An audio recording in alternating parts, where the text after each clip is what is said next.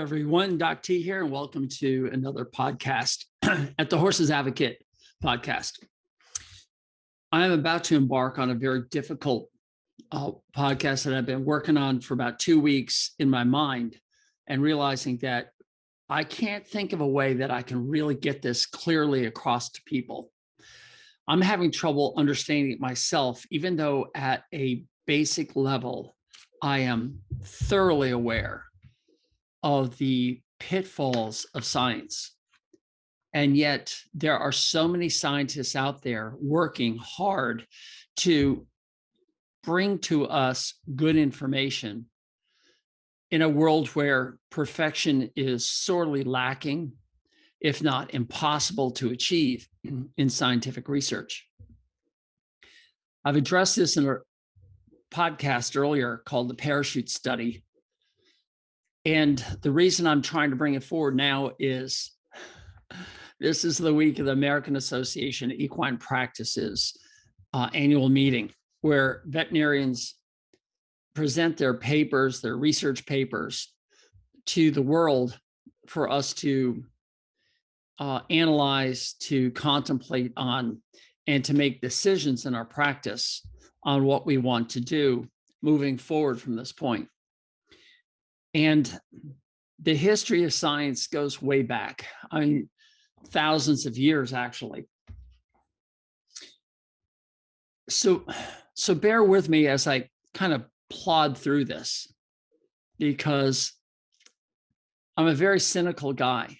And the cynicism has been brought about by 50 years, almost 50 years of being with horses, 40 years almost being with veterinary medicine. And I keep asking myself more and more these days, how is what we're doing working? And it really isn't. So, or it is in some ways, but it isn't in other ways. And we as humans have totally messed things up, both in our own lives and our horses, our pets' lives, especially when we look out in the real world, when we see that squirrel darting across our, top rail of our fence. The raccoon that struts its stuff at night into our garbage pails, or the birds that constantly are flying over us. Or if you're a fisherman or a scuba diver, the fish you see underwater. And all I keep seeing is life working efficiently, life working as it should after evolving over hundreds of thousands to tens of millions to even a billion years. Today, we're all caught up with a virus, this SARS-CoV-2 virus, this coronavirus that's creating a disease called COVID-19. And we all have instantly, in a very short time, decided to become experts in virology, experts in vaccinology. Yes, that's the study of using vaccines. Experts in immunology. And all of us are coming out with our expert opinions that clutter the playing field so badly that I think if any of us got together on a one-to-one basis and try to pick apart some of the stuff, some of us would fall in the same camp and the others would fall in opposite camps. Do vaccines work? Don't they work? Is the disease bad? Is it good? And we want answers. We're in this instant gratification world where if I want to go eat, I get into a vehicle that moves efficiently over smooth paved roads with traffic control devices that keeps me on the right side of the road, stops at intersections to get me to the restaurant I want to go to, where I go and order it. And within 30 minutes, if not 3 minutes, depending on the restaurant, I've got the meal of my choice heated, sitting in front of me. And then when I'm done, I just exchange some dollars, some money for that. And I walk away and somebody else actually picks up the dishes, cleans them, and puts them away. And I just drive home again safely. If you're in a country where you don't have cars and you're listening to this, it's I'm just assuming that there are things in your life that have made things easier. Most of us no longer have to go out outside in the dead of winter in a blizzard to use a toilet. We can just open a door into a room, close it, it's heated. We do our business, push the little button or lever, and our waste goes away underground into a septic field that we never see and rarely treat. And in fact, at our house, we suddenly realized that maybe we should check this septic system out, which we did. And I was absolutely like amazed that the guy taking care of our septic system said, well, we caught it just in time and we're cleaning everything out. And this is what I want you to do. I want you to add this packet of bacteria to the septic system by dumping it in your toilet and flushing it down once a month to keep the microbiome of the septic tank normal. When I heard that, I was like, oh my gosh, not another microbiome that we have to keep healthy. But it's true. I mean, all the waste is taken care of by bacteria, and they're turned into other things that are spread out in a field and evaporate and no longer cause a stink. I find that fascinating. Bacteria are everywhere, taking care of our lives. In fact, I think this whole existence that we're in is bacteria. If you believe that our mitochondria are bacteria, if you believe that we have 9 times as much bacteria in, on, and around us in the airspace, on our skin, or in our gut microbiome, then we actually have human cells. That's a real wake-up call. Viruses are parasites, and most viruses want their host to live. So they invade you. They might make you a little upset as your immune system tries to understand what's going on. But what we don't realize is that there's thousands of other viruses that are landing in us all the time, and they've learned to live with us just perfectly. Sometimes there are some people who believe that evolution has actually not just occurred through genetic variables, in other words, mom and dad meeting and creating a new child, but the viruses that come in and alter some of that genetic code so that we pass on these new things, with an example being our ability to actually speak and use language. Some people suspect is a viral change that invaded our brain and caused our brains to look at that. And I don't know of too many other animals out there that have a strong language system, let alone multiple languages, English, Spanish, French, German, with twangs to the South or to the Cajuns or to the Brits, to the same language. It's just, it blows my mind as I sit here and think about these things. But bringing it back to science, most science starts off with what we call observational studies. And observational studies is trying to create a causation to something that we see, an observation. And when we see a raindrop fall, we speculate that there may be something that's pushing the raindrop toward the earth, where another person says, no, I think there's something pulling the raindrop towards earth. And so the debate starts. I think one of the clearest debates that you and I can think about is when we were young, we looked up and we saw the sun, and would come up in the morning on what we call the east side. And then toward the end of the day, it arced through the sky and went down on the west side. And there isn't a person on the planet who would ever think that there's anything different. The sun rises in the east and sets in the west. And so it's very interesting that up until about 500 years ago, almost everybody believed that the sun circled the earth. I mean, wouldn't that be your conclusion? It was our observation. Was it right? Well, did it really matter? The sun came up. That's all we cared about.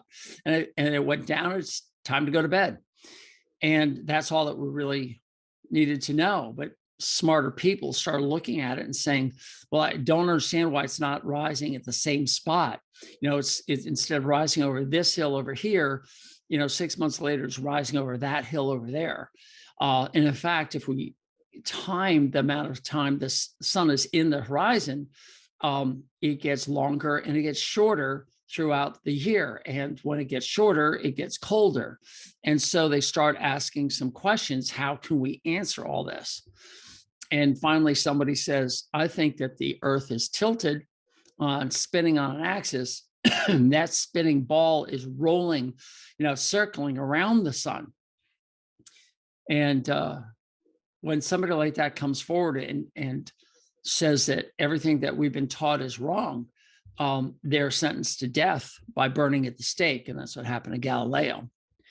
And fortunately, at the time, the accuser was the Church of Rome, and the Pope knew Galileo and said, look, I can't burn you to death. So I'll keep you under house arrest and I'll burn all of your books. And that was the sentence. And Galileo was, I won't say never heard from again, but that was the end of Galileo.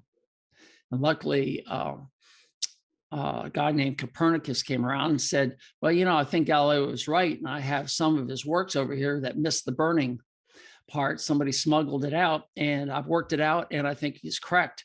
And now here it is this year. I don't think there's anybody on the planet who doesn't understand that we are a spinning ball going around the sun. We sent astronauts up into space who can look at us and see the ball and see that it is rotating and sees the sun out there. And we're finding all these other suns, the, hundreds of millions of suns that are just in our universe, and that there's other galaxies beyond our universe. It's mind-blowing. I live in that purgatory I call between the microscope and the telescope. And there's so many questions. The more we actually start observing things, the more questions we ask. And the questions you and I are asking as horsemen are, why is our horse suffering from this? And fill in the blank. It could be colic, it could be laminitis, it could be some of the new diseases that we're now testing for and diagnosing, such as insulin resistance. And we start asking all these questions. And then, of course, we're all human. And as humans, we want to make money. So now we start to say, well, how can we change the outcome? And so we start adding things. And we have turned into a society of addition. And I believe that we really belong in subtraction, get back to the basics. And that's hard to do because none of us want to mistreat our horses. None of us want to mistreat our dogs, and none of us want to mistreat ourselves. All of us want to have a healthy lifestyle, a healthy lifespan, a long lifespan where we don't have any injuries or health problems. And every one of us is personally or knows someone who has suddenly been given a disease. And we ask, where did that come from? It could be a tumor or a cancer that just pops up out of nowhere. There are some of us who feel guilty because we've got, for instance, lung cancer, but we've been smoking cigarettes for 25 years.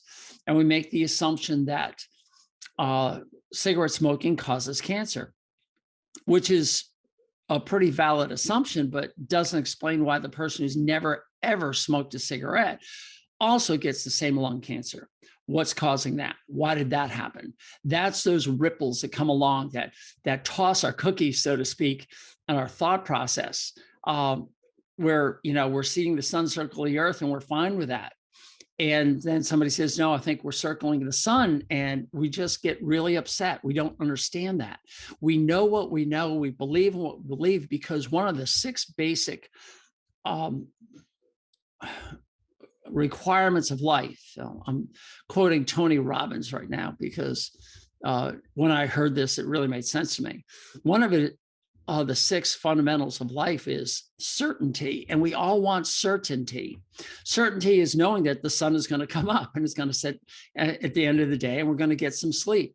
And we don't really care why it's happening. We just know that we need it. All right. So we look at our horses, and the horse says, look, I'm certain I need to eat some grass. And so you take the horse out and there's grass on the ground. He's going to put his head down and start chewing it, just munching it up. There's no instruction book that had to come with a horse. And with the exception of a dummy foal who doesn't know anything about eating and eventually dies, every horse on the planet knows to put its face on the ground, start eating. And if you offer them a bowl, a steak or, some cooked vegetables, they're going to look at you and like, what is this all about? And we all have, the one horse that drinks beer or does some other things. But as a rule, they know that they're supposed to be eating grass. And they've been doing this for, millions of years. And you and I as humans know that when we get hungry, we need to eat something. And most of us will figure out how to catch a rabbit or spear a fish, or we'll do something, we'll catch a bird and we'll eat it. For those of you who don't believe in meat eating, that's fine. You've learned how to grow things and eat them. And it seems to be fine, but I haven't yet to see a human get down their hands and knees and start chomping on grass. It just doesn't happen. And there's reasons for that. And our digestive system is adapted to that. And in science, we try to ask all these questions, but on top of it all, we make assumptions. So let's say we're looking at nutrition in humans. We'll never have a group of humans that we only feed grass to, and a control group that doesn't eat grass. I mean, that would be kind of ridiculous. Why would we even try that? So I think science is working too hard at trying to ask questions, especially when it comes to our horses, because observations can be wrong. They can be misleading. And then as you ask more questions and you make more observations, then it creates more questions. It creates more observations and more questions. And finally, after a while, either we stop thinking of asking questions, or we start thinking of, I've got some shadow. I don't know what to do about that. I think that's just daylight. Anyway, sorry about that. We need to start asking better questions, and then we need to learn how to do the science. Now, there's something called a gold standard of scientific studies, which is a randomized control group, where you take a bunch of animals, let's say horses in this case, and you randomly select them, and you then assign them just by randomization to certain test parameters. And one is a controlled group, the other one is experimental group. And then you assume that everything else is the same. And then you look at the results of one group versus the other group, and you look for a significant difference in the two. And that's basically what science is. And we've all been exposed to science here with the pandemic. We all become scientific experts. And I'm here to tell you that most science is not that good. Statisticians, true statisticians, mathematicians who are looking at science, have looked at all these trials, and they're finding that these randomized controlled trials have poor significance. In other words, they may have a significance where it says 5% won't show the sign, but 95% will. So they call it a p-value of 0.05.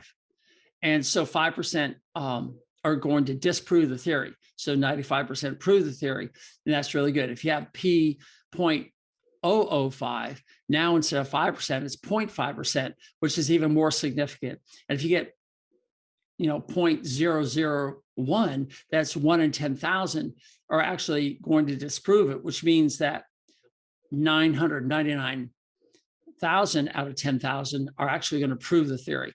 And so p-value with a smaller number is really important. Unfortunately, to get a p-value, you can do all sorts of things, all sorts of tricks.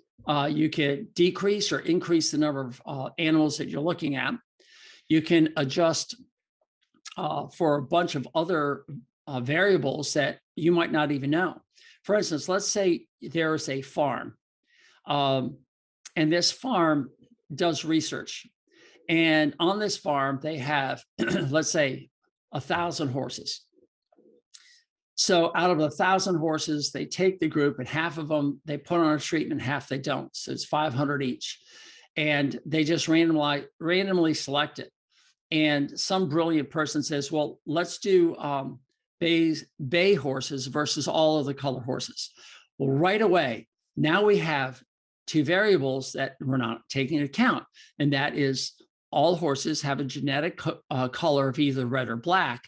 And all the black horses will fall into the bay category, and all the red horses fall into the chestnut category. But also, you'll have the palominos, you'll have all the other colors. If you accept a bay horse in the group, you're having nothing but black. But what about the black and white piebald horse that you've got? Are you going to put them in the bay category? Are you going to put them over in the other than bay category? Well, they're both black horses, but one doesn't have the agouti gene that's going to make it bay. So now we have all these genetic variables, and in one group you have just the bays. That means they all have the agouti gene, and all the others don't have the agouti gene, so they're not bay. Right there. How is this treatment that you're going to apply to the horses going to affect bay horses versus non-bay horses? And you thought you're randomly, selecting for them because you have randomization of color in a horse. So that doesn't work. So let's just assign numbers, and we assign a number, and this is great. But the person assigning the numbers starts with the oldest horse and goes to the youngest horse. Well, is that really good? Because in randomization, you really want a complete mix of all horses. But if you've randomized it using a variable that is not randomized, such as age, you're going to get a difference of opinion. The reason why most medicines are not approved for use in pregnant animals is because to have a pregnant animal adds so much variability to what's going on that researchers just aren't going to account for that. So they exclude them. So it's all horses that are not pregnant. Well, that's good. But what about the pregnant horses? They certainly have a different hormonal aspect to life. And we have to look at those things to see if it's truly significant. For instance, do pregnant horses get more gastric ulcers than non-pregnant horses?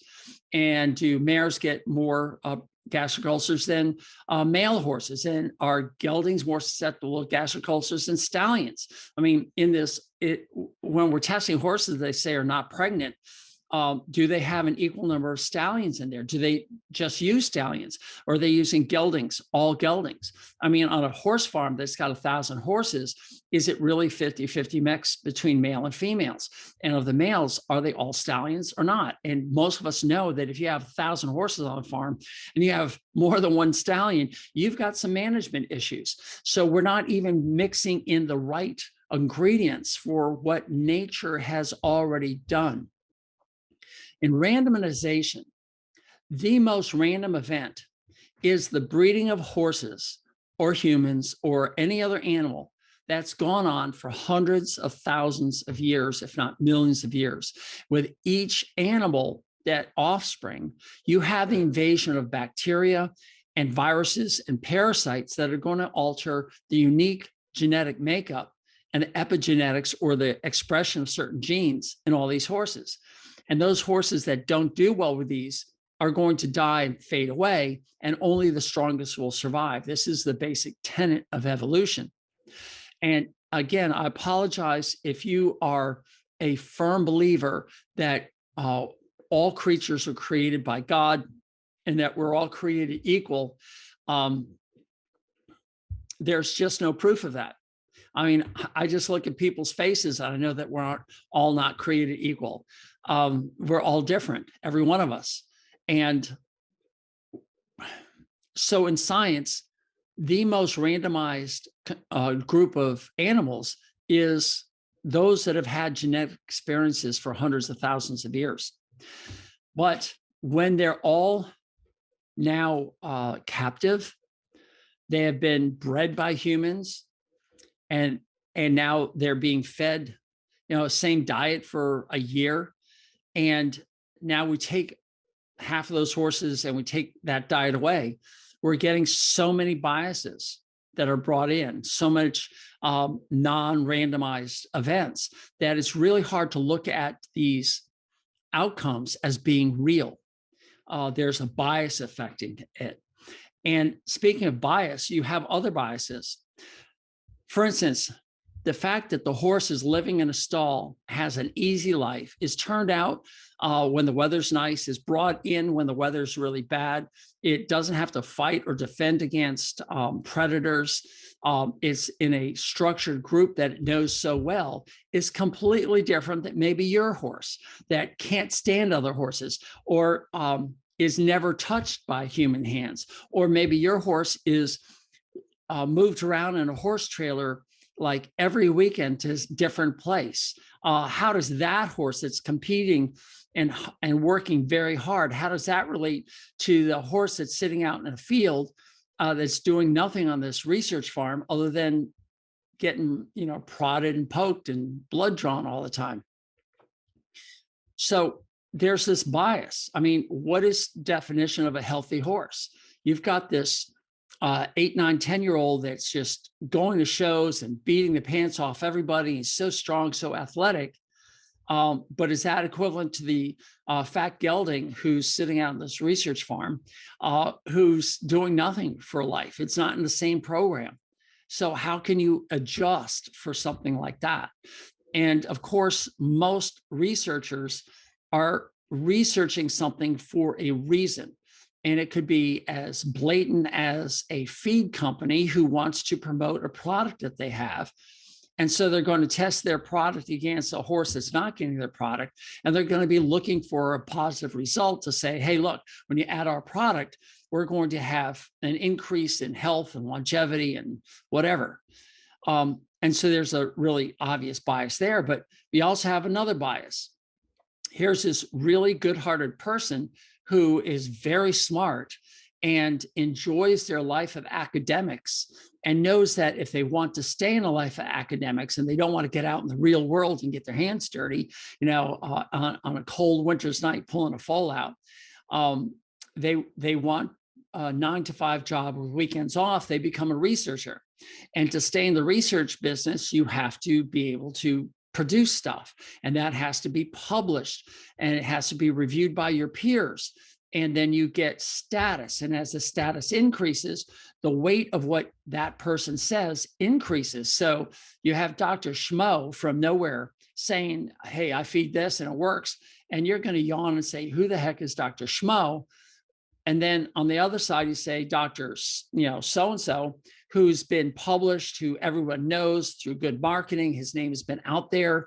It could even be Doc T. And I absolutely recognize this. Doc T says this, and some people say, wow, I've heard his name 100 times, and there's so many people who are doing the diet, and it might work for me.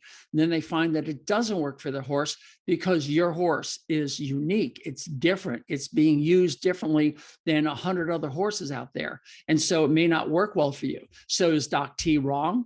Or do we just not have enough evidence gathered over time? And that's what happens. That's a bias that we all have. Every researcher out there wants to be productive and produce and get a name for themselves so they can continue to earn a great income and provide for their family. And to do that, their research better work. Well, it gets worse. In one of my podcasts, I started to talk about relative risk versus absolute risk. And this is kind of a hard concept, but marketing always goes for whatever's going to make the headline. It's just the way it is. So let's say you have two groups. You have a control group and you have a treatment group. And to these two groups, you apply a treatment, the same treatment to these two groups.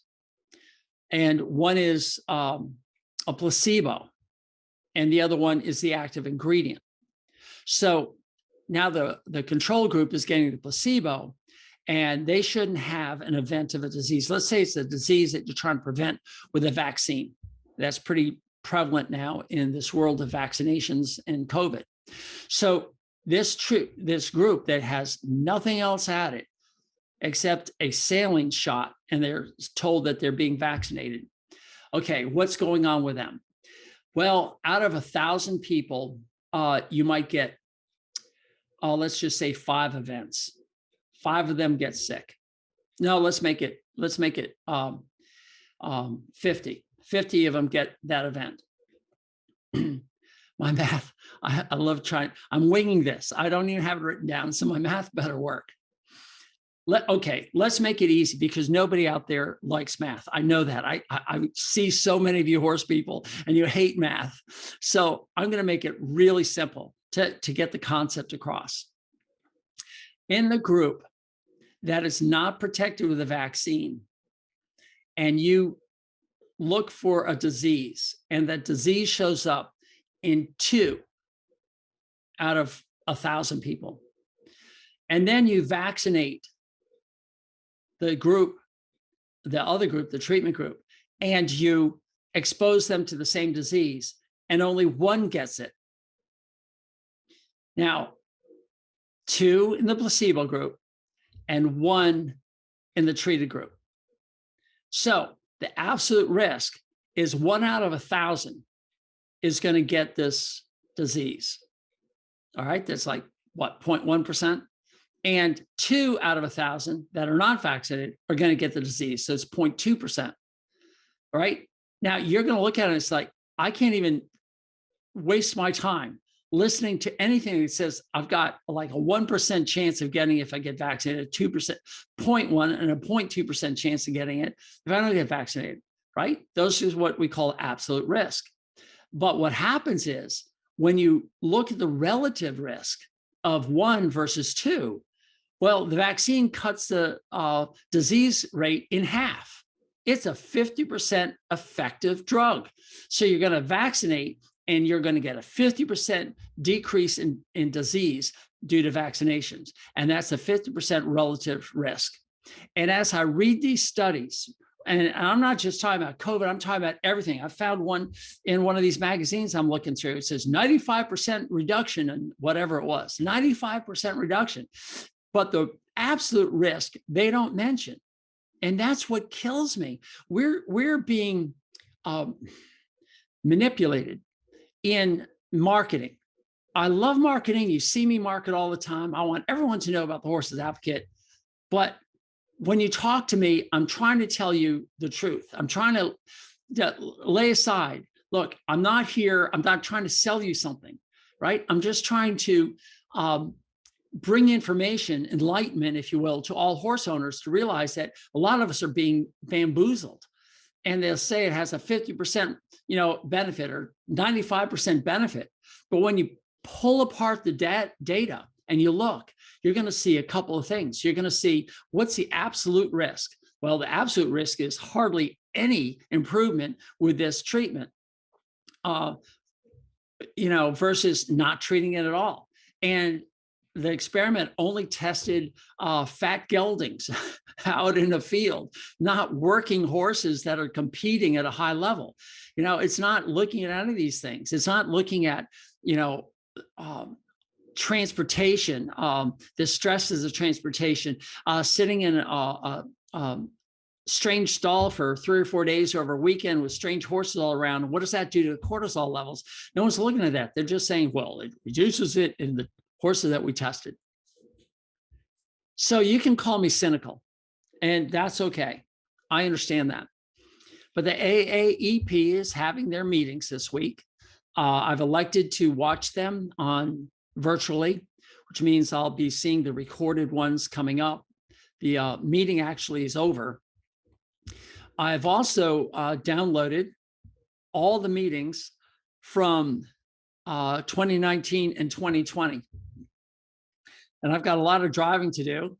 As you know, I drive all over the country, floating horses' teeth. And in this, I'm going to be just listening to these lectures. I've listened to a bunch of them already. And I love listening to them because I'm shouting out questions. Yeah, but what about? And then at the end, the mic is open up to people in the audience, and those questions are recorded, and they're asking a question. We're like, that's exactly the question I had. And then I guess the answer before the presenter can say the answer. And I'm usually right.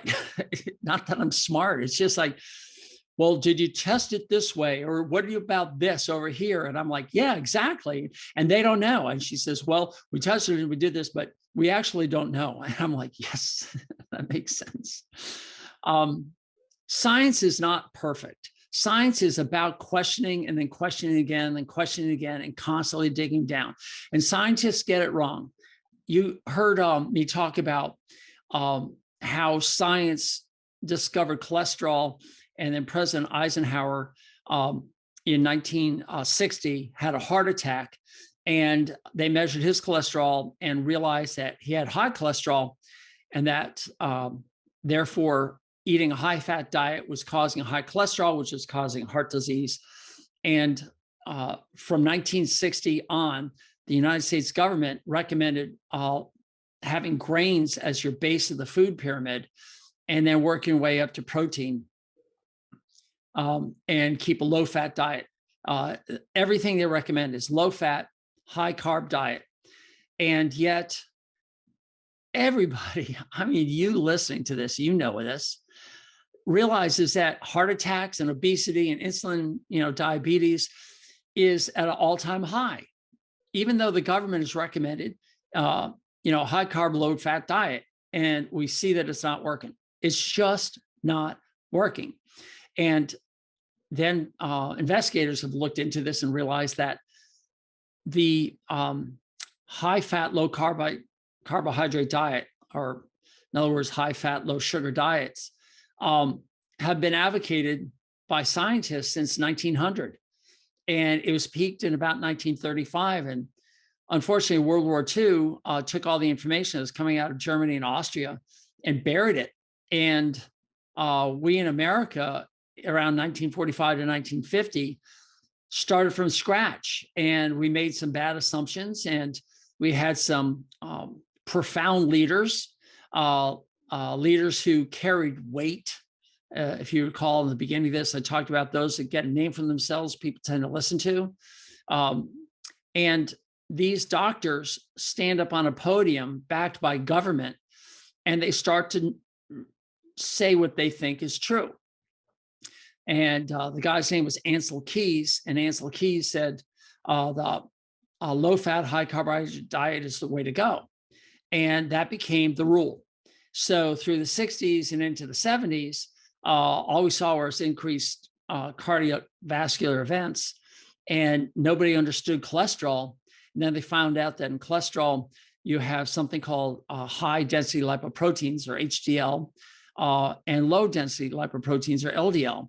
And then somebody had an ingenious way of marketing that by calling the HDL good cholesterol and the LDL bad cholesterol. But then they tried to figure out, well, why are some people with high LDLs and high cholesterol not having these vascular events? And then they realized that there's some particles out there, ApoB, and I don't want to get into it right now, but ApoB, those with high ApoB are more susceptible to vascular events, disease in the arteries, what they call atherosclerosis, and you get blockage of the arteries or strokes. And nobody really still fully understands how this whole thing works, but they all know that it's not a high-fat diet that's causing this. So is there genetics involved? They're looking into that. Now they're looking at Mendelian genetics, which is just interesting. Instead of just looking at a group of humans and saying, okay, we have males and females, we have different races, we have different variables. They're now looking at our genetics and saying, on a genetic level, okay, all these people are equal. They all have the same genes. So now we'll test them and see what epigenetic changes occurs. And it's just been a huge breakthrough in doing studies and getting truly randomized samples with no confounding variables. Confounding means the guy says he's not a smoker, but he goes home and smokes in the closet, and doesn't tell anybody. And that confuses the actual results of the test. So there's no confounding variables in Mendelian research. So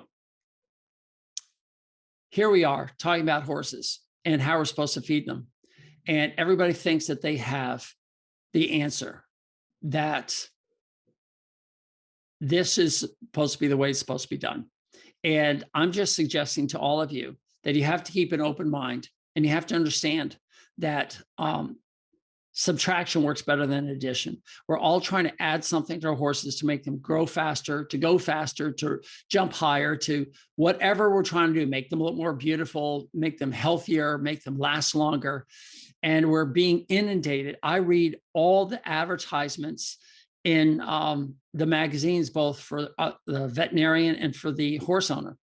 And it's mind-blowing how marketing has inundated us, recommended by more doctors. Well, says who, And then you have to put your glasses on and really read down the fine print. And it says, from a survey that we sent out. Well, does the survey only go to veterinarians in the 30 miles from the company? Or was it a national? Was it international? Tell me more. How did we get this survey that said more veterinarians recommend our product? Or here we have one that said, feeding this will improve fertility, decrease the amount of time from breeding to conception, I guess, decrease the number of breedings, improves the motility of the sperm, and decreases ill effects on foals. In other words, foals come out of the womb healthier. And I'm like, okay, what's in this miracle thing? And of course, is omega-3s. And, I'm blown away. Where's the real science that talks about omega-3s? I'm not even sure they know how omega-3s get in a horse or how they're made or put together. It's just, I'm feeling a little frustrated. And with the AAP upon us, I'm forced to take forced meaning I have to take these courses to maintain continuing education credits so I can maintain my license in all the states that I'm licensed in. And yet every time I listen to him, I'm like, but that doesn't make sense. What about this? I ask more questions than they answer. And that's valid and that's reasonable and it should be. It's the reason why I don't like to go to the AAP conference, because you can't see all the talks. You can't attend them. They're going on at the same time, in 4 different rooms. So you have to pick one over the other 3. And you go to that one, and I've walked out of them before. I'm just like, this is so wrong what they're talking about. This isn't answering the questions. Your research is so bad. And yet the doctors in the room are sitting there scribbling notes down. And I'm like, are you guys even thinking? And I know this is a very disparaging commentary on my profession. I think the same thing is true with human doctors. I think when it comes to science, it's an art form. It's total art form. It's like going to a music convention and listening to music and say, oh, I hate that music. Oh, I like this music over here. I think I'll sit and listen to all this stuff on the good music. I'll let all the bad music. I mean, no offense. I'm not going to pick on anything. Let's just say I'm not going to go see the classical and I'm not going to go see the rap. But then there's one rapper who is just so amazing. And even though I don't like it, I can't take my ears away from that guy. And I listen to him and I'm like, oh, if I could just have the connection between my brain and my mouth like that guy, I would just be so grateful. But my preference is to blues music. So I go to listen to blues music and I'm like, oh my gosh, this gal is just amazing. Where'd she come from? And then I listen to this other guy who's classic blues, and I'm like, I can't stand him. I'm leaving. We all have our opinions. When it comes to science, forces of weight on how you construct a bridge is pretty well set. You can't change that. And you people in Tacoma, Washington, back in the 50s know that you build a bridge, and if you get the wrong winds coming through that little gap, it's going to create the sinusoidal wave on the bridge, and the bridge is going to collapse. If you don't know what I'm talking about, go to YouTube and look up the Tacoma Bridge collapse, and you'll see this beautiful suspension bridge just start to ripple and buckle and just fall, down into the water with cars. And I think people went into it as well. It's pretty scary. But science is science. I'm a big fan of Mr. Tesla, and every motor that we're using right now, every motor, if it doesn't have a brush in it, it could be in your hair dryer, it could be in your mixer in the kitchen. Every electric motor that you work on was developed by one man, and they all follow the same principles from here to the other side of the planet. It's all Mr. Tesla with the help of Westinghouse and Edison. Good book, by the way, if you want to read about the birth of electricity, the history of Edison, Westinghouse, and Tesla. It's just phenomenal. We didn't have electricity streaming to our homes in 1910. It was just starting. And by 1940, 1950, most of us had electricity. So that's still pretty new, kind of like indoor plumbing. And we're constantly trying to change things to make our lives better. So in the 1950s, electricity came, appliances came, food delivery came, interstate systems came in the 50s and the 60s and the 70s. And life became so amazingly better for us in those years. But what also came with it is heart attacks, diabetes, obesity, dementia. All these things started to come along with this easement of what we're doing. That's because we're casting away, millions of years of developing a truly efficient machine, and we throw it away and we start to improve it by adding things. And so we're adding our vitamins, we're adding the abundance of food, we're adding the convenience of flying from here to there, anywhere in the world, and be anywhere we want to be in the next 12 hours. It just is amazing. And we're trying to throw the same thing at our horses. We're trying to make them better by adding things, by competing with them and moving them in the same plane that the people are flying in. And I don't think it's working. And this is where I've come along with the Horse's Advocate to help us understand that we have to reposition and start subtracting. We have to start taking away things like the feeds that we think are important. We're stuck with our fences. We can't take our fences down, turn our horses loose, and expect them to be there tomorrow for our daily ride. They're just not going to be there. They're going to be gone, or worse, they're going to be hit by a car someplace. So we have to keep them behind a fence. So how can we make our horses be more like horses? And we keep thinking it's from adding stuff. And this is really where it comes to helping horses thrive in a human world. We're helping them thrive by honoring who they are and how they're taken care of. I just worked in a stall with a giant horse. He had been 17 hands. And he was in a 12 by 12 concrete stall. So there's no windows on any wall. All he had was a gate that he could hang his head over and stick his head out.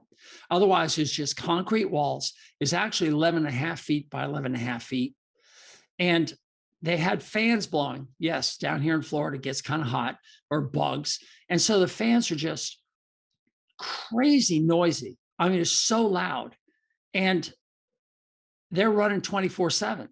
So the horse can't have silence. He can't look at other horses. He can barely lay down comfortably. I will say that the stalls are super clean. They definitely paid attention to making sure they had clean bedding. They had plenty of water, and they have plenty of hay coming in. But there's other things horses need. And if we really want our horses to start living a better life, a healthy life, a life that can move on and not cost us a lot of money, in the form of veterinary care. We have to start looking at all these other issues and honoring them and realizing that horse A has no problem getting on a horse, on a horse trailer, shipping, 1,200 miles and living in the South, and then going back north in the spring and going to competitions and all that stuff, all the stress associated with it, new horses coming and going. There are some horses that thrive on it. It's no big deal. Then there's other horses that, no, it's just not going to work. And we have to honor that. We have to say, look, I know this horse can jump as high as the moon, but the way I'm feeding it and the stresses that we're putting on it, it's not doing well. So we have to adjust how we're working with this horse. We may need to give this horse more time off. We may need to put him outside with a run-in shed that he prefers over the safety and security of being in a stall, which some horses love. We have to recognize these things. We can't cookie cutter all our horses. That's probably one of the messages I'm getting out here. So I'm going to wrap this up. It's been about 50 minutes or so. I appreciate you all being here. Helping horses thrive in a human world is our motto.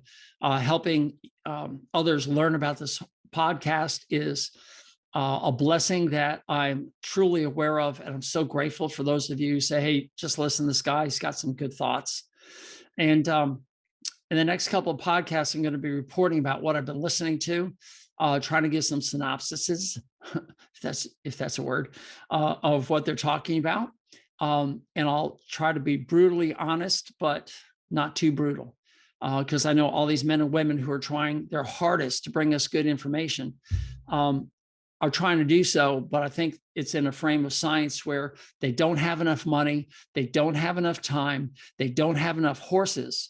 And I think truly, if you're a billionaire listening to this and you really want to put some money into things, you would get yourself, thousands of acres and, thousands of horses and thousands and hundreds of research scientists, and lay out a framework where you're going to try to honor the horse for all of its evolutionary changes, and then try to minimize all the biases and try to look at science as best as we can, knowing that if you get a 50-50 hit of accuracy versus inaccuracy, you're doing much better than most scientists are right now.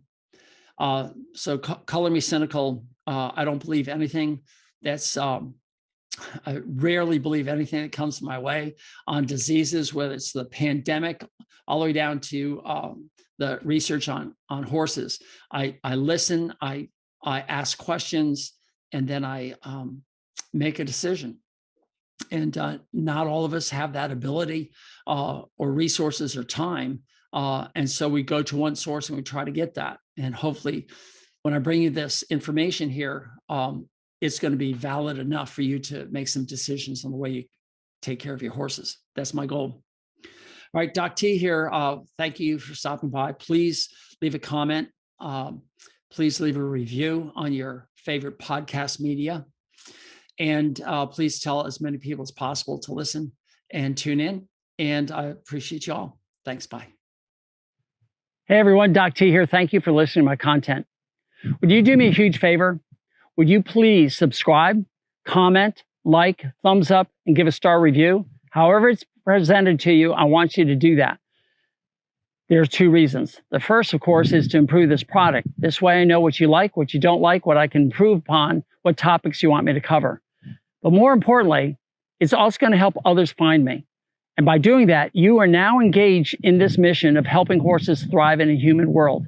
By you helping, we can reach others. And that I would be so grateful for. And remember, go to thehorsesadvocate.com for updates on this information. Thehorsesadvocate.com. And again, thank you so much for being here. Doc T out.